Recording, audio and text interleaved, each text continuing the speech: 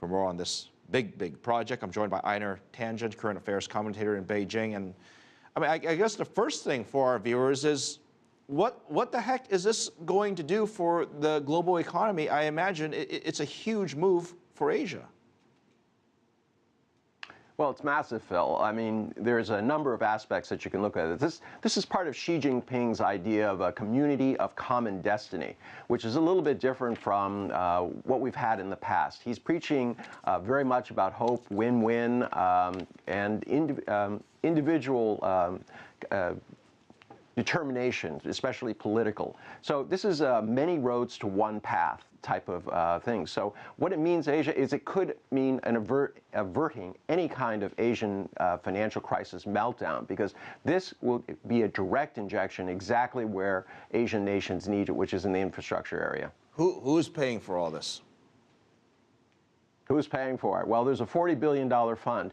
The real question is how they're going to use that. I mean, if you look at traditional Western models, you could take a fund like that and leverage it almost 50 times.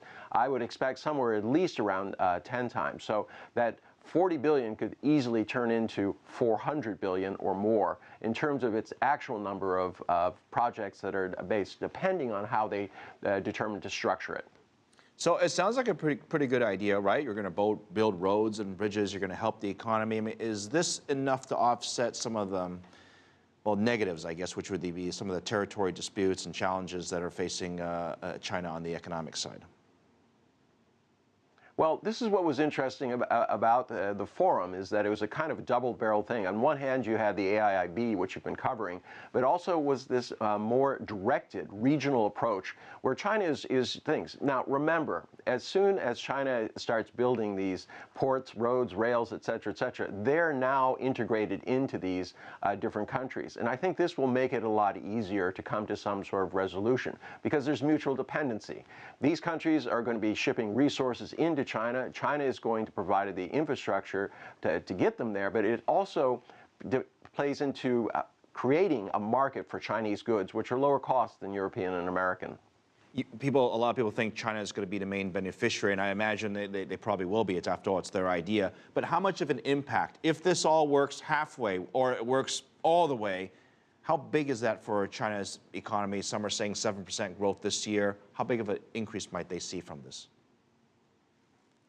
Well, it's a little bit quick to be seeing this as something very short term. I think you'll start to see at least 1% being added on, but that's in years to come.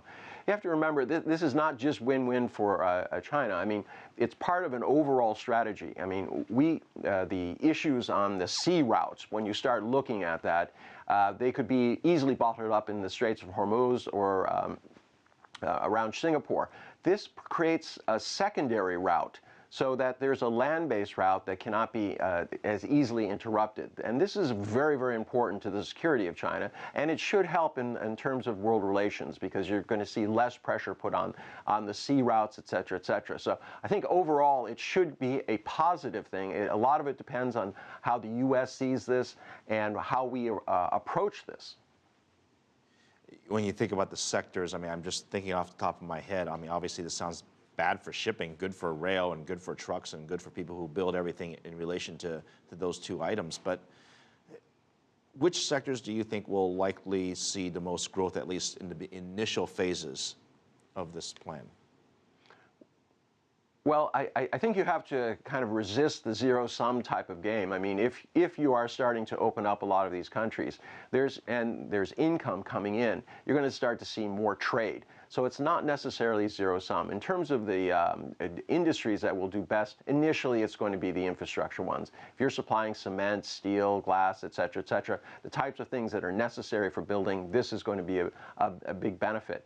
Policy coordination, though, is going to be key. Before all of these things can happen, a lot of these countries, very, very different levels of economic activity and advancement, they need to coordinate their policies so this does not kind of fall on deaf ears. It has to be something that has a real return. You also have to remember that a lot of these initiatives, unlike the World Bank, are not seen as kind of NGO do-good type things. These are seen as investments. So there's going to be, hopefully, a return on them, and that will significantly alter the way that these types of initiatives go forward. I listed a couple of the different continents that would benefit from this, and I guess we should be more specific. I mean, which countries in the developing world are likely to benefit from this? I imagine many of the neighbors that are along that route, right?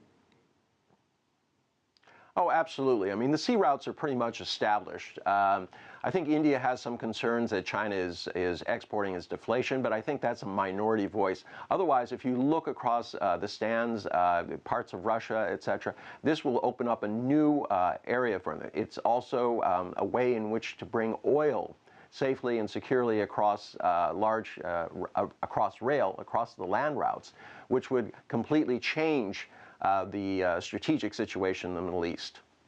All right. It's certainly a very, very big plan for a big country, and there are very large expectations as well. Einar Tangen, good to see you again. Thank you.